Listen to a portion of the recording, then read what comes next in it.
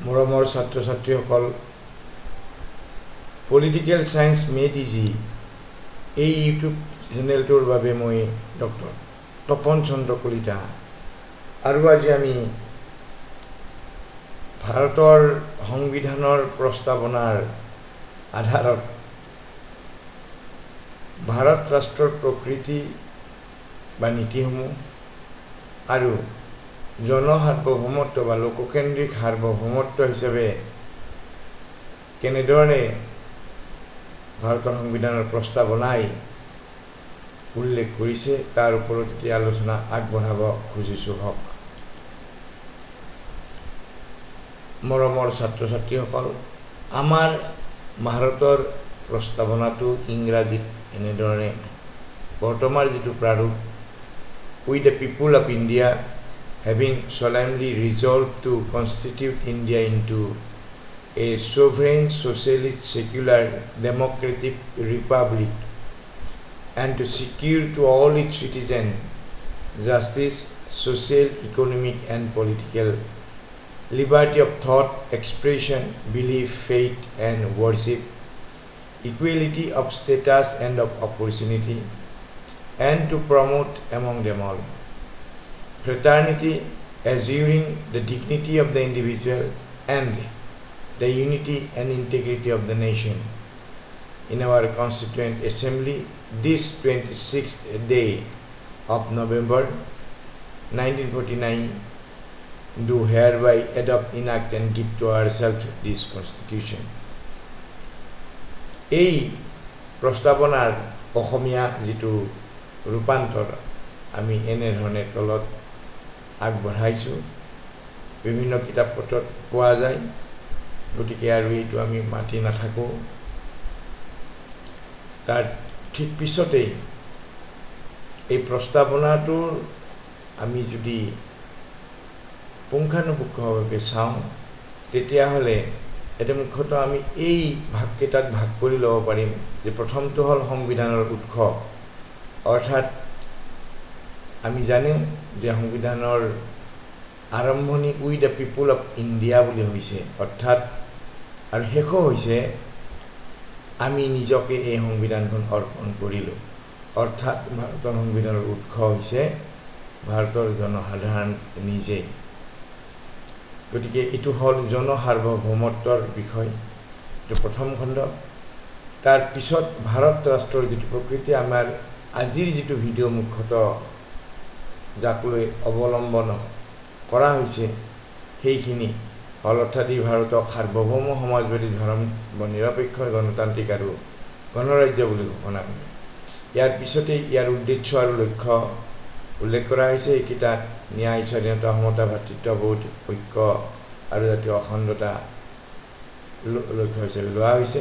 আৰু শেষত আমি ইয়াৰ গ্ৰহণৰ যিটো তাৰিখ, অৰ্থাৎ আমাৰ ভাৰতৰ গণৰাজ্য হিচাপে যিটো তাৰিখ নিৰ্ধাৰণ কৰা হৈছে, যাক আমি সংবিধান দিৱস বুলি কওঁ, 26 নৱেম্বৰ 1949। এতিয়া ভাৰতৰ সংবিধানে কেনেধৰণে লোককেন্দ্ৰিক সাৰ্বভৌমত্ব হিচাপে ঘোষণা কৰিছে এইটো আৰু এবাৰ আমি চাওঁ। বা জনসাৰ্বভৌমত্ব, ইতিমধ্যে আমি কৈছোঁ যে ভাৰতৰ সংবিধানৰ প্ৰস্তাৱনাত কোৱা হৈছে যে সংবিধানে ভাৰতৰ জনসাধাৰণৰ পৰা নিজৰ কৰ্তৃত্ব লাভ কৰে, কাৰণ ইয়াৰ আৰম্ভণিয়েই হৈছে উই দ্য পিপুল অফ ইণ্ডিয়া বুলি, অৰ্থাৎ আমি ভাৰতৰ জনসাধাৰণ বুলি, আৰু শেষ হৈছে উই গিভ টু আৱাৰছেল্ফ দিছ কনষ্টিটিউশ্যন, ইয়াৰ দ্বাৰা আমি নিজকে এই সংবিধানখন অৰ্পণ কৰিলোঁ। গতিকে জনসাধাৰণ হ'ল সংবিধানৰ মূল উৎস। ইয়াৰ পিছতে আমি ভাৰত ৰাষ্ট্ৰৰ প্ৰকৃতি বা নীতিসমূহ, সেই নীতিকেইটা ইতিমধ্যে আমাৰ ভাৰতৰ সংবিধানৰ প্ৰস্তাৱনাত কৈছে। সেইকেইটা হ'ল সাৰ্বভৌম, সমাজবাদী, ধৰ্ম নিৰপেক্ষ, গণতান্ত্ৰিক আৰু গণৰাজ্য। ইয়াৰ প্ৰথম যিটো সেইটো হৈছে সাৰ্বভৌম। সাৰ্বভৌম শব্দটো ফৰাচী শব্দ ছুভেৰেইনৰ পৰা আহিছে, যিটো লেটিন শব্দ ছুপাৰেনাছৰ পৰা গ্ৰহণ কৰা হৈছে। ভাৰতীয় সংবিধানত এই সাৰ্বভৌম শব্দটো আয়াৰলেণ্ডৰ সংবিধানৰ ৫ম অনুচ্ছেদৰ পৰা গ্ৰহণ কৰা হৈছিল। এই সাৰ্বভৌম মানে হ'ল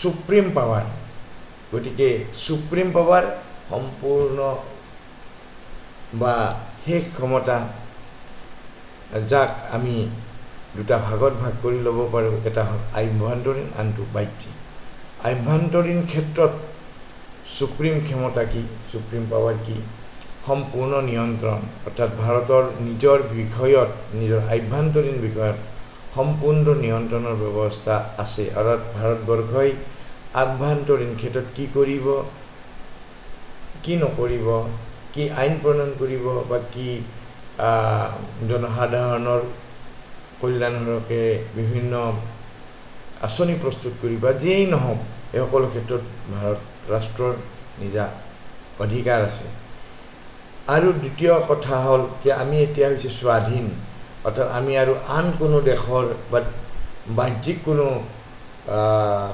কোনো বিষয়েৰে দেশে হওক বা কোনো আন্তঃৰাষ্ট্ৰীয় সংগঠন বা আন কোনো বিষয়েৰে অন্তৰ্গত নহয় এইটো হ'ল আভ্যন্তৰীণ আৰু আনটো সাৰ্বভৌম বিষয়ৰ আনটো দিশ হ'ল বাহ্যিক অৰ্থাৎ স্বতন্ত্ৰ ভাৰতবৰ্ষ আন কোনো দেশ বা বাহ্যিক শক্তিৰ নিয়ন্ত্ৰণত নাই আৰু দ্বিতীয় যিটো বিষয় সেইটো হ'ল ভাৰত আন কোনো দেশৰ ওপৰত নিৰ্ভৰশীল নহয় আৰু নিজৰ কাম কাজ নিজে পৰিচালনা কৰিবলৈ স্বাধীন অৰ্থাৎ ভাৰতৰ বৈদেশিক নীতিয়ে হওক কি দেশৰ লগত কেনেকুৱা সম্পৰ্ক স্থাপন কৰিব আন্তঃৰাষ্ট্ৰীয় বিভিন্ন সংগঠনৰ কিহৰ সদস্য হ'ব কিহৰ সদস্য নহ'ব আদি সকলো ক্ষেত্ৰতে ভাৰতবৰ্ষই নিজাববীয়াকৈ সিদ্ধান্ত ল'ব পাৰে তাৰ দ্বিতীয় যিটো বিষয় সেইটো হ'ল সমাজবাদী ছ'চিয়েলিষ্ট এই আমাৰ নীতিটো প্ৰথমতে ভাৰতৰ সংবিধানৰ প্ৰস্তাৱনাত নাছিল এইটো 1976 চনৰ 42তম সংবিধান সংশোধনৰ মাধ্যমেৰে অন্তৰ্ভুক্ত হৈছে আৰু সমাজবাদীৰ লগতে ইয়াৰ পিছৰ যিটো নীতি ধৰ্ম নিৰপেক্ষ সেই নীতিটো একেটা সংশোধনীৰ মাধ্যমেৰে অন্তৰ্ভুক্ত হৈছিল গতিকে ভাৰতীয় সংবিধানৰ প্ৰস্তাৱনাৰ সমাজবাদী এই শব্দটোৱে তলৰ বিষয়সমূহ বুজাব খোজে প্ৰথম হ'ল সমাজ কল্যাণ চৰকাৰে অৰ্থাৎ ভাৰত চৰকাৰে সমাজ কল্যাণৰ প্ৰসাৰ ঘটাব লাগে অৰ্থনৈতিক সমতা চৰকাৰী নাগৰিকৰ মাজত অৰ্থনৈতিক সমতা নিশ্চিত কৰিব লাগে সম্পদ আৰু সম্পদৰ বিতৰণ ভাৰত চৰকাৰে সম্পদ আৰু সম্পদৰ বৈষম্য হ্ৰাস কৰিব লাগে আৰু সকলো নাগৰিকৰ বাবে সম্পদ আৰু সুযোগৰ ন্যায্য বিতৰণ নিশ্চিত কৰিব লাগে সামাজিক ন্যায়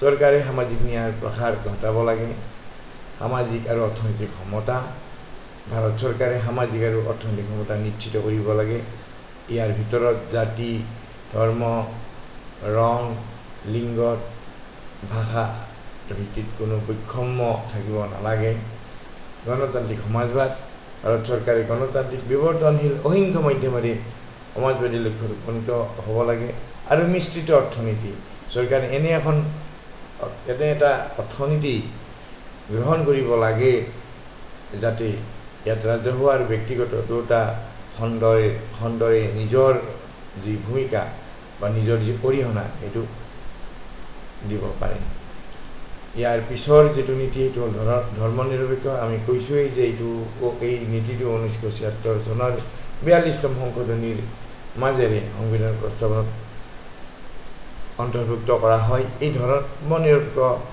যি নীতি তাৰ অৰ্থ আমি এনেধৰণে বিশ্লেষণ কৰিব পাৰোঁ প্ৰথমতে ৰাষ্ট্ৰ আৰু ধৰ্মৰ পৃথকীকৰণ চৰকাৰ আৰু ধৰ্মগোষ্ঠীৰ সম্পৰ্ক আইন আৰু সংবিধান দ্বাৰা নিৰ্ধাৰিত হয় ধৰ্মীয় সমতা ভাৰতবৰ্ষত সকলো ধৰ্ম সমান আমি জানো যে ভাৰতবৰ্ষত বিভিন্ন ধৰ্মাৱলম্বী লোক থাকে এই সকলোৰ ভিতৰত হিন্দু ধৰ্মৰ লোক অধিক কিন্তু ভাৰতবৰ্ষই হিন্দু ধৰ্ম ৰাষ্ট্ৰৰ ধৰ্ম হিচাপে গ্ৰহণ কৰা নাই ইয়াত সকলো ধৰ্মকে সমানভাৱে ইয়াত গ্ৰহণ কৰা হয় আৰু ৰাষ্ট্ৰই কোনো এটা ধৰ্মকে ৰাজধৰ্ম কৰা নাই বা কোনো ধৰ্মক সমৰ্থনো নকৰে গতিকে কোনো চৰকাৰী ধৰ্ম নাই আমি এইটো ক'লোৱেই আৰু স্বাধীনতা আৰু সহনশীলতা সকলো ধৰ্মৰ সম্পূৰ্ণ স্বাধীনতা আৰু সহনশীল নীতি ভাৰতবৰ্ষই অনুসৰণ কৰে ব্যক্তিগত ধৰ্ম বিষয়টো হ'ল ব্যক্তিগত বিষয় গতিকে এজন ব্যক্তিয়ে তেওঁ ধৰ্মৰ যিটো ৰীতি নীতি যিটো কথা সেইটো কেনেকৈ অনুসৰণ কৰে সেইটো তেওঁৰ ব্যক্তিগত বিষয়, তাত ৰাষ্ট্ৰই কোনো হস্তক্ষেপ কৰিব নালাগে বা নকৰে। তাৰ পিছৰ যিটো আমাৰ নীতি সেইটো হ'ল গণতান্ত্ৰিক ডেমক্ৰেটিক। ভাৰতৰ সংবিধানৰ গণতান্ত্ৰিক শব্দৰ অৰ্থ হ'ল সংবিধান জনসাধাৰণৰ ইচ্ছাৰ ওপৰত প্ৰতিষ্ঠিত, নিৰ্বাচন ইচ্ছা প্ৰকাশৰ মাধ্যম। ইয়াৰ দ্বাৰা ভাৰতৰ ৰাজনৈতিক আৰু আৰ্থ-সামাজিক গণতন্ত্ৰকো বুজোৱা হয়। ইয়াৰ আন অন্যান্য দিশসমূহ হ'ল যে জনসাধাৰণৰ সাৰ্বভৌমত্ব, জনসাধাৰণ নিজৰ চৰকাৰৰ ওপৰত নিৰপেক্ষ নিয়ন্ত্ৰণ থাকে, দায়বদ্ধতা, কাৰ্যবাহী যি আমাৰ গোট ই নিজৰ নীতি আৰু কাৰ্যৰ বাবে বিধায়িনী দলৰ প্ৰতি দায়বদ্ধ বা বিধানমণ্ডলৰ ওচৰত দায়বদ্ধ, সাৰ্বজনীন প্ৰাপ্তবয়স্ক ভোটদান, নিয়মীয়া নিৰ্বাচনত নাগৰিকে ভোটদান কৰিব পাৰে, আইনৰ শাসন, আইন মানি চলা হয়, ইয়াৰ আমাৰ ন্যায়পালিকা স্বতন্ত্ৰ আৰু ইয়াৰ কোনো জাতি, ধৰ্ম, বৰ্ণ, লিংগ, ৰং, স্থান আদি ভিত্তিত কোনো ধৰণৰ বৈষম্য ইয়াত নাই। তাৰ পিছৰ বা যিটো শেষ আমাৰ নীতি সেইটো হ'ল ৰিপাব্লিক, গণৰাজ্য। ভাৰতবৰ্ষৰ গণৰাজ্য শব্দৰ অৰ্থ হ'ল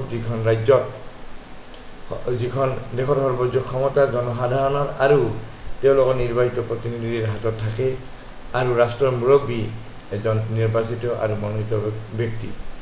এইটো ৰাজ্য নহয়, আচলতে এইটো হ'ল দেশ। ভুল হৈছে। ভাৰতত দেশৰ মুৰব্বীগৰাকী পৰোক্ষভাৱে ৫ বছৰৰ বাবে নিৰ্বাচিত হয়। গণৰাজ্য ৰাষ্ট্ৰতন্ত্ৰৰ পৰা পৃথক, য'ত ৰাষ্ট্ৰৰ মুৰব্বীক আজীৱন বা তেওঁলোকে সিংহাসন ত্যাগ নকৰালৈকে নিযুক্তি দিয়া হয়। কিন্তু ভাৰতবৰ্ষত তেনেকুৱা কথা নাই। ইয়াত কোনো ধৰণৰ ৰাজতন্ত্ৰৰ কথা নাই, নাইবা কোনো বংশৰ লোকক আমি ৰাষ্ট্ৰৰ মুৰব্বী হিচাপে নিযুক্ত কৰা নহয়।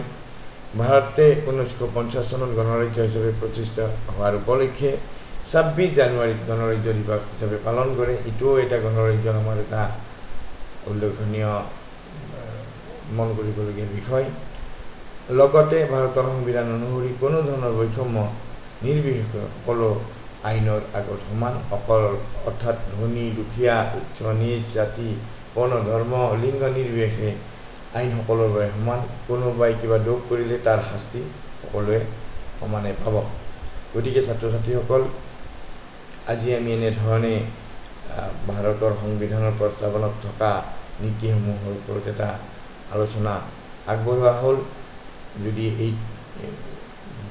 আমাৰ এই আলোচনা পলিটিকেল চায়েন্স মেড ইজি নামৰ এই আমাৰ যিটো ইউটিউব চেনেল, গতিকে ইয়াতে আগবঢ়োৱা আলোচনাৰ দ্বাৰা যদি আপোনালোক উপকৃত হয় তেনেহ'লে এই চেনেলটো ছাবস্ক্ৰাইব কৰিব, লাইক কৰিব আৰু আন বন্ধু বান্ধৱক নিশ্চয় শ্বেয়াৰ কৰিব। ধন্যবাদ।